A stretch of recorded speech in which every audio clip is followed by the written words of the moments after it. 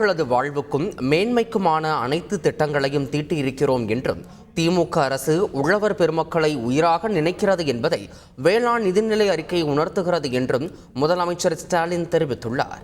அவர் வெளியிட்டுள்ள அறிக்கையில், மண்ணுக்கு இலக்கணம் வகுத்த நம் முன்னோர் வழியில் வேளாண் நிதிநிலை அறிக்கை வெளியிடப்பட்டுள்ளதாக கூறியுள்ளார்.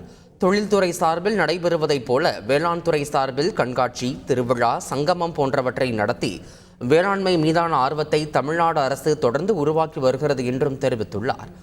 உழவர்கள் மட்டுமல்ல, தொழில்துறையைப் போல் அனைவரையும் வேளாண்மையை நோக்கி ஈர்க்க வைக்கும் முயற்சி திட்டங்களை இந்த நிதிநிலை அறிக்கை அடிப்படையாக கொண்டு தயாரிக்கப்பட்டிருப்பதை அனைவரும் உணரலாம் என்றும் கூறியுள்ளார்.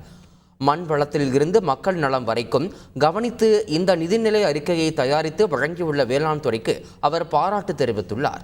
உழவர் பெருமக்களது வாழ்வுக்கும் மேன்மைக்குமான அனைத்து திட்டங்களையும் தீட்டி வழங்கும் அரசாக திமுக அரசு உள்ளது என்றும் இதன் மூலமாக உழவர் பெருமக்களை உயிராக நினைக்கிறோம் என்பதை அனைவரும் அறியலாம் என்றும் முதலமைச்சர் ஸ்டாலின் தெரிவித்துள்ளார்.